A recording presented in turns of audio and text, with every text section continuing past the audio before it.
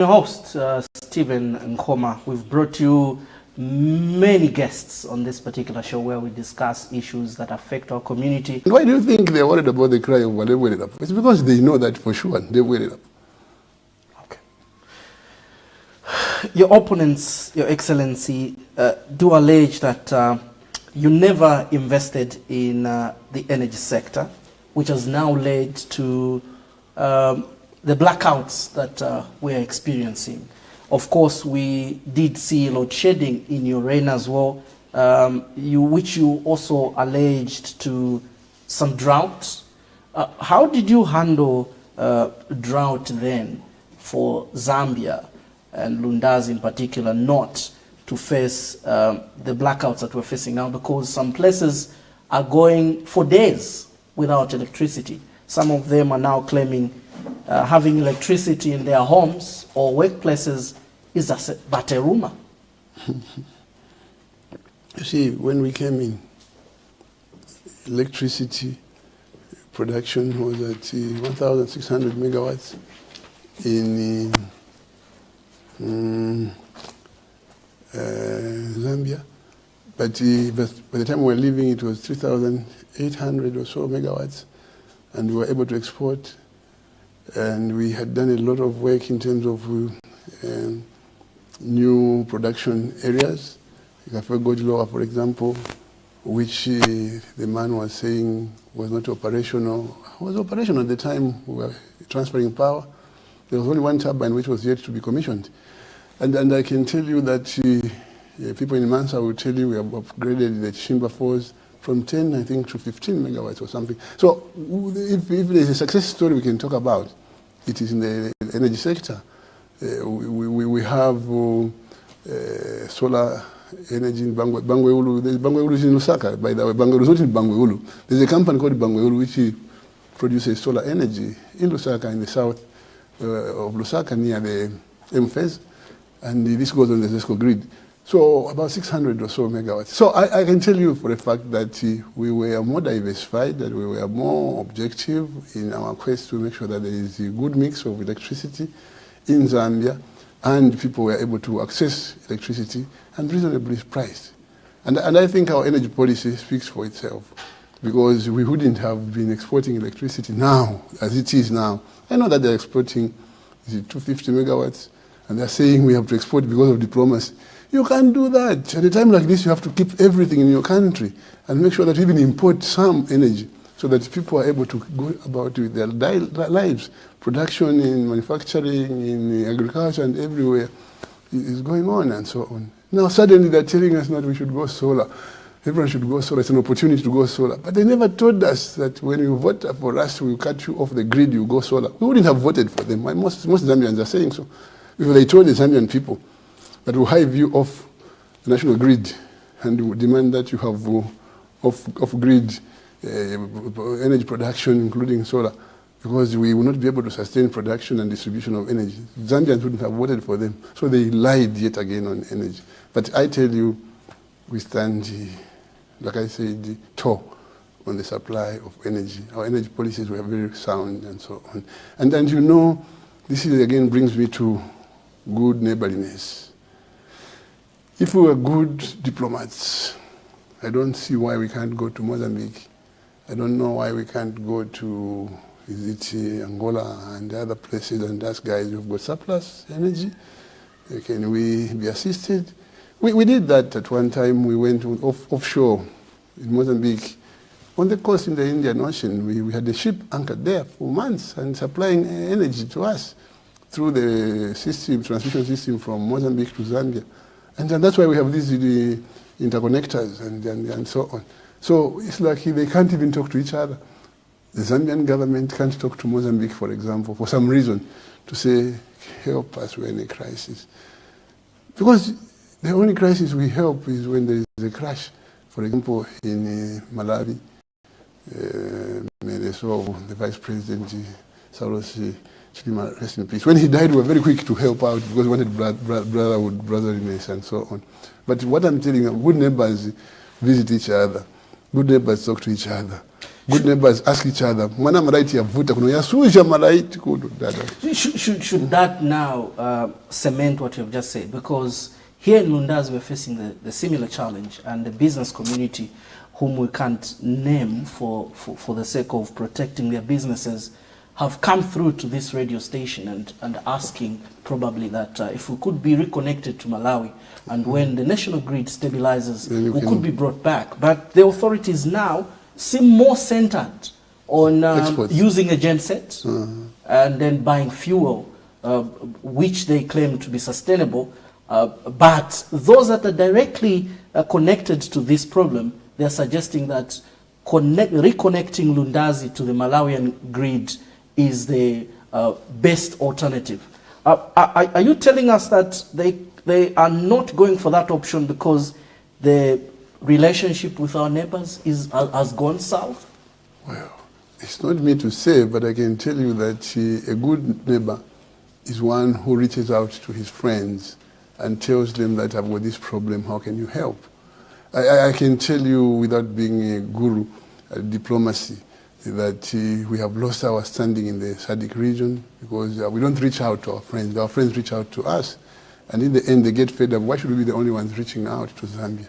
What I'm saying is that the Zambian electrical power dilemma could have been resolved by talking to each other, finding out the people in Zimbabwe, how are they doing it? Because we're in the same region. We draw water from the Kariba for electricity and so on. And the subcontinent has got more or less the same source of water.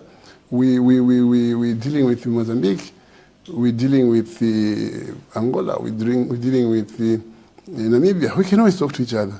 The Bimbas were saying, Mwapoleni, Akulile, Umushi.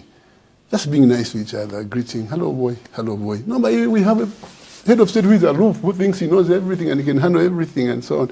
Looks down upon people he found already in situ as presidents. You can't do that. You have to humble yourself. Go to Tanzania, they've switched off some of the production centers for electricity because they have excess. But why can't you go and ask them, can you switch on one or two to give us power? It's because kuyumfwa. All right, in case you have just tuned in, this is Nches right here on Kanele 97.7 FM. We'll be right back pretty soon. Our conversation with Zambia's 6th Republican President, Dr. Edgar Chagwa Lungu. Sit back and relax as we will be coming back pretty soon.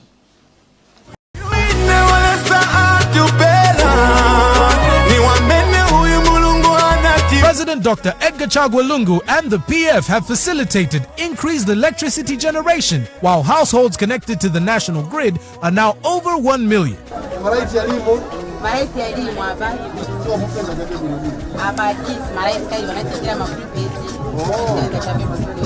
This development has seen a significant reduction in load shedding.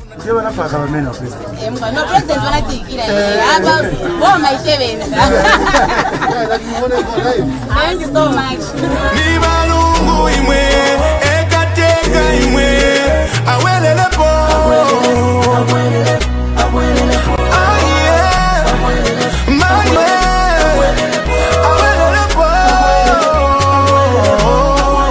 Vote for Edgar Chagwa Lungu and the PF that have brought you change. President Dr. Edgar Chagwa Lungu and the PF have placed highly on the diversification of the agriculture sector to ensure national food security and increased exports of key crops. President Lungu and the PF are working towards increasing production of other cash crops which have massive potential to contribute to the country's economic growth. Vote for Edgar Chagwa Lungu and the PF that have brought you change. President Dr. Edgar Lungu and the PF have consistently produced bumper harvests of over 3.5 million tons to make Zambia food secure. Early distribution of inputs through the Farmer Input Support Program is another key milestone achieved by President Lungu and the PF. Vote for Edgar Chagwa Lungu and the PF that have brought you change.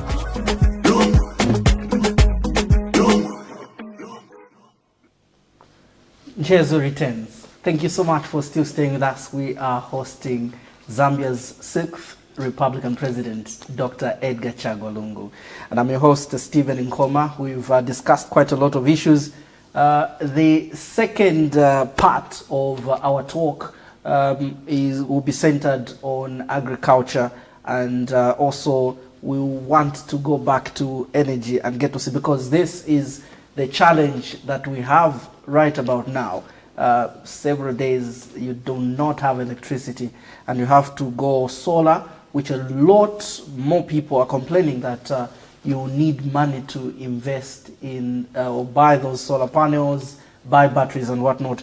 We just want to hear more from His Excellency, and of course get to know if at all he could have done it better, and what could have actually happened. Your Excellency, welcome back to Nchezo. Thank you. Yes, you talked about the energy sector in regards to actually what is happening now, and also you did stress a point that it seems our relationship with the neighbors has actually not been what it has always been in the past. Maybe just share with us, what did you do, of course, not to face this challenge in your end, which a lot of people would agree with me right now that yes, there was load shedding during that particular time, but we didn't have these blackouts. And then they're also saying, if you won the 2021 elections, we could have seen worse things than what we're seeing today. You see, let me start by saying that in management of resources in any nation, you listen to the experts, you listen to the technocrats who give you opinions and options, and then you take that one which suits you best. But I'm afraid the current leadership does not have the luxury of getting technical opinions or options. They just wake up, bang, they're gone, and they're deciding and they're doing. Because when you have surplus, and for electricity you can't store, you export. At that point, you negotiate contracts with your friends, you export. And when you have a deficit, you reduce on the exports. So if you're going to work out contracts, there should be flexibility in those contracts such that when you have times of plenty, you are at liberty to export. And when there is a deficit, you hold back electricity so that you are able to supply your people, your needs, and so on. That's what we did. There's no magic about that. So I can tell you that we listened a lot to the Zambian people, the ex-gurus in the industry. They're not our friends in the Europe or America, but the local industry has its own experts and so on. So that's what we did. And they could even predict that with the water levels in Kariba, we are going to have a problem. Because the water levels in Kariba is managed by ZRA, not Zambia Revenue Authority, but the Zambezi River Authority. They manage the waters and they know how much of it Zambia can use and how much of it Zimbabwe can use. And they are always giving guidance to the two republics on how much water to utilize so that there is enough water to take them through to the next season. So that's what we would have done, and would have done it better. Because we knew and we know that you listen to those who know. But we have in Zambia is a leader who wants to tell experts all the time. When he meets experts, he's telling them what's in his head and how he thinks things can be better and so on. And these young men and women are just like, wow, what is he telling us? Instead of learning. And I think it's unfortunate. Load shedding during your reign, Your Excellency, sorry to cut you short, was referred to as lack of leadership. Oh, yes. What could we refer to the current blackouts? Well, for the first time ever, Zambia lacks leadership.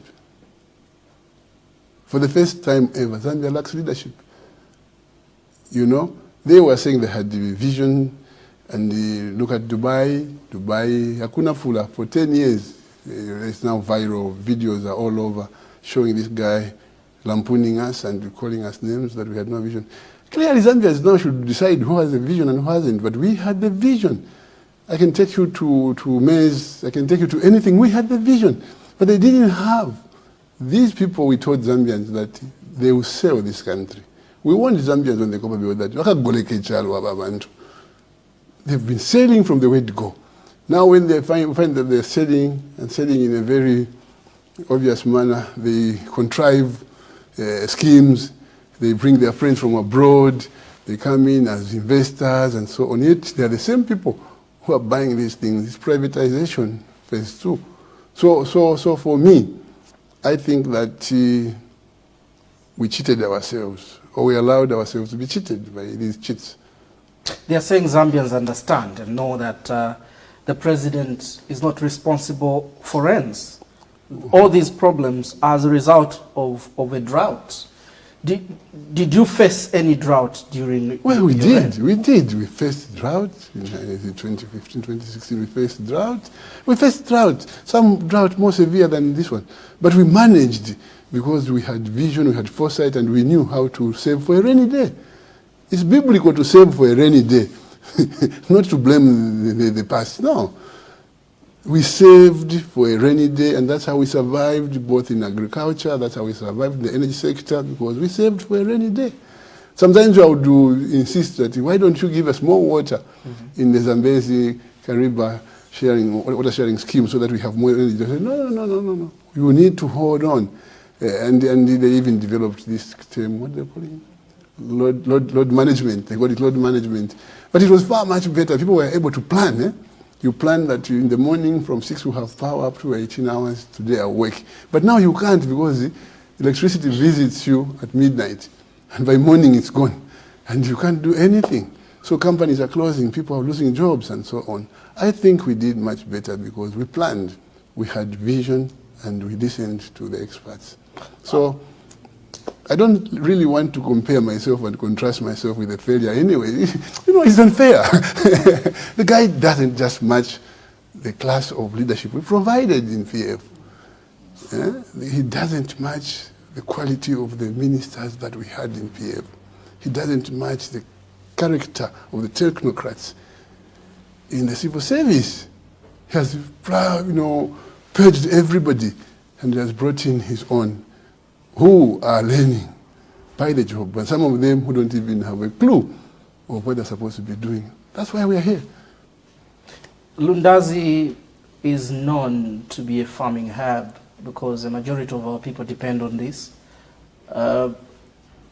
What was it that you were doing in the past regime to ensure that we have the so-called bumper harvests that the country recorded during your reign? You see, during our time, by now, we would have had in the sheds in Lundazi all the requirements for the farmer. We would have had seed maize, or seed as they call it. We would have had fertilizers, insecticides, and everything in readiness for the rains. Because preparedness is not enough if you don't prepare in good time. So what we did best is we prepared for farming by making sure that inputs go to the farmer in good time. We know the problem of some roads being impassable. We tackled those in time. And at the end of the day, the farmer was just merely waiting for the good Lord to bless him with the rains so that he could start farming. And that's what we did best. So when you say, no, leadership lacking, who lacks leadership? They lack leadership. Because right now, as we talk, you can go around all the chiefdoms here in Lundazi. You'll be amazed that none have received. You've been around. How many have received the fertilizer or seed? I don't even know whether they've been paid for their last crop. So I think that there's no magic here.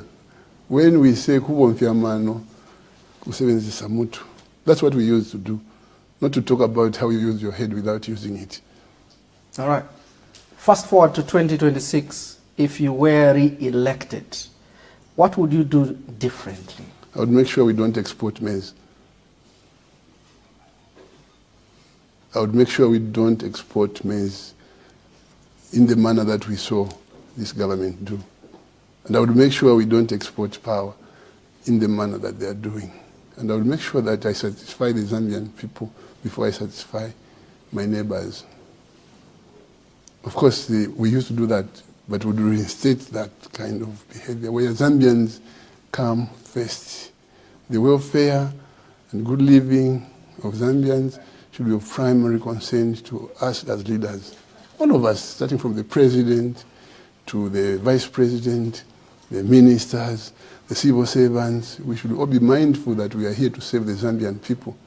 In short, priority number one should be to serve the Zambians. If we have bumper harvest, we make sure we store sufficiently to have something in the coming season. If we have excess energy, we manage it in such a manner that we don't deprive the Zambians of the energy like we have done now. Because if the energy being sent to the mines, exported and so on, was used for us here, there would be a difference. The load shedding and the suffering of the people wouldn't be as heightened as it is, you know. We would have continued, in fact we continue. Like I said, in Chishimba in Kasama, Chishimba Falls, there was an investment there, a big one. In Msonda Falls in Mansa, there was an investment there, a big one. And indeed the Bangweulu solar energy in Lusaka, near the M-Phase there, which he produces, that's a 600, which produces about 60 megawatts, would have been accelerated. Such investments would have been accelerated. And I think that we can do, we will do when the time comes. Others would say there are attempts to stop you from recontesting future elections. We've seen issues in court in that regard. We have also seen what has happened to the former ruling party, the Patriotic Front. Is it possible for your re-election in 2026 with all these things that are happening around you and the party? Why do you think that they're fighting so hard to make it difficult for me to participate in the next election? It's because they know that we will wallop them. They are worried because they know that they stand no chance at all. The track record and mine now are being juxtaposed and weighed, and people are saying, whatever. So they're fighting hard using the legal framework to see whether they can stop me. We've heard of plans to use the courts, we've had plans to use the Electoral Commission of Zambia and so on. But we are saying no to manipulation. Let there be free and fair elections in Zambia, where people pick a candidate of their choice, and may the country's peace prevail on account of respect for the institutions we have given ourselves to manage our affairs, instead of the manipulation we are seeing now, where you go to ECZ, you tell them you do the ERTC. What right have they got to do the Electoral Reform Technical Committee program like they're doing? All this is manipulation, but we are saying no, and the Zambians will say no, and the Zambians will vote in December, in 2026, in August, and they will be on the ballot paper. Your Excellency, let's get straight to this Lundazi community. Our people in Lundazi. Yes, Vanabakwinu. In 7 years that you were president of this republic, you visited this place, if my memory does serve me right, 4 times. Your successor in the 3 years of his reign has not made such an attempt. Just a word to the Lundazi people. Why did you commit that much to visit them? Because we know and we've heard that you people, once you are sent to that particular office, you become very, very busy. But beyond your busy schedule, you spared 4 different times to meet with your people here, Kanele Bokoswan. No, mine is to thank the area member of parliament, Wamama, Brenda Nyirenda, and our councillors Yose, for continuing working for the people, including the chairman, the chairperson for the council, the mayor. But the truth is that we visited lots and lots of areas. It was our practice, it was our standard system. I was just telling somebody, a friend from Northwestern Province, just the other day, that I spent a lot of time in Solwezi. Come to think of it, fact, I don't know whether it was 6-7 times that I went to Solwezi and Northwestern Province. So visiting people is the norm. Visiting people not for cameras, but visiting people to learn from them, the challenges that they are facing, how you as government can come in and create an environment which will be conducive for them to prosper and lead decent lives is what is critical. And you can't delegate that part where the president is supposed to be with the people. When you're with the people, they will tell you, when you're in State House, you get intelligence reports, including fictitious reports, but those reports will not give you as much appreciation of the suffering of the people, or the needs of the people, as you would if you are visiting regularly. So, to Kulundazi, I'm not surprised that I'm on record as having visited 4 times, but to Northwestern Solwezi, I think I visited 6 times. And the other places, they will tell you that he was the most frequent. Kwanabwa, they know me. I used to go there very much, and we were doing roads and so on, and I was personally following up on these projects. So a leader should be practical. And being practical simply means being on the field with the people and listening to their plight, and also finding measures. Some measures, you can raise them right on the spot and say, Provincial Minister, PS, can we do this? Or you say, when I get to Lusaka, I'll follow this one up, and I think it will be resolved. So, Bantu Wakwitu, Kulundazi, be assured that I'm coming again and again and again, and ensure that we restore your dignity, we restore the quality of life that you are entitled to, as opposed to talking about statistics and things in Lusaka which don't make sense to you. Your Excellency, your concluding remarks. So, my concluding remarks is simply to assure Zambians that the future of your lives depend on how you vote. You have already seen how you've been messed up from 2021. So this time, make sure that you get your voters' card, your NRCs, and come 2026, do the right thing. Vote out those who are dead wood and bring in people who will work for you. That is very important. You know, the right you have to elect leaders is actually a shareholding investment. When you invest, the dividend that you expect as a Zambian national is prosperity, is development, is quality of life, improvement in the quality of your life, not rhetorics. We are doing very well. We are doing very well on CDF. We are now at 31 million, but how does it translate to the people on the ground? Nothing. We are doing very well. We've got free education. Look at the quality of education they're giving your children, 0. So it's up to you, Zambians. And I know that you have learned your lessons. We have learned our lessons. We'll never gamble with power again. All right, Your Excellency. Thank you so much for coming through to Kanele Bokoswano and according us the bragging rights to be the first media house in Zambia to have a one-on-one chat with you after losing elections in 2021.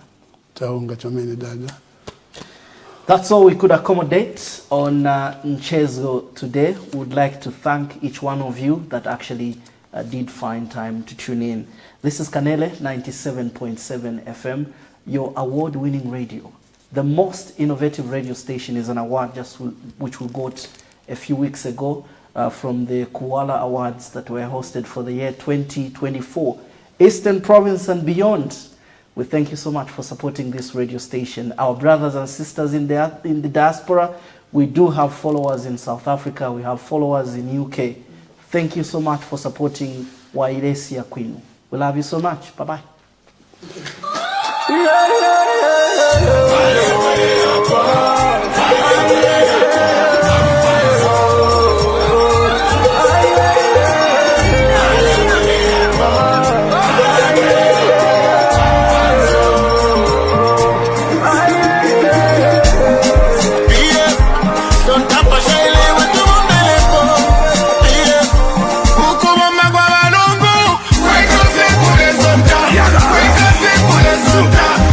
Chagwa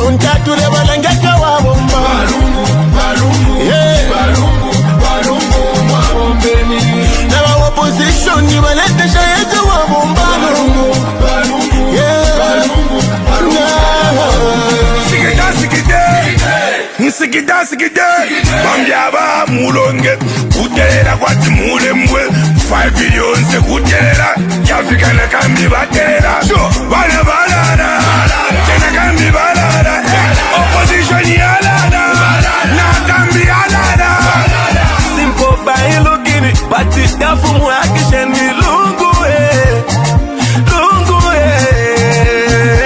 I'm a shot I won't send the photo Lungu, I'm a shot, I won't send the photo.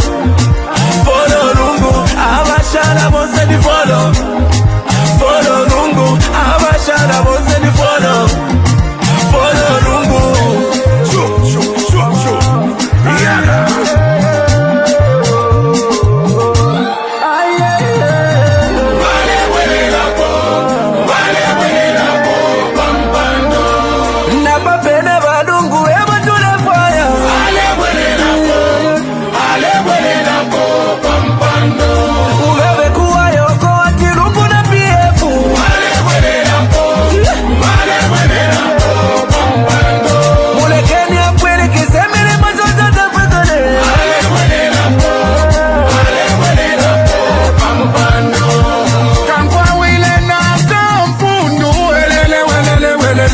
Watupangira na maburiti misebo shamulwelele Poshite sina nungu wamipale mulungu mutima mupitirishe Zambia desi ya disi Waliwombele Zambia lungu Ushilkeshe mwana wandoshi Waliwomba kulwa pula Southern na mshinga Lusaka imekopara Nikwisa kuta wabomba lungu PF Son tapa shele wetu mbelepo PF Son tapa shele wetu mbelepo No Ukuma mama lungu Kweka se kule sonta Kweka se kule sonta Atisha kwali wina kaleima Ukuma mama PF Kule langa Kule langa Bantu balungu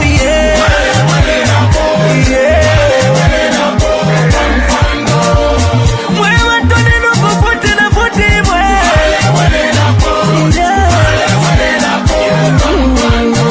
Mupolisi kampuna mbapata mwagana mwandaba mayo Bali bakulira mayanda mayo Noloti setting ya malaita bataya ya mayo Italo bali wa myapa wembo anatara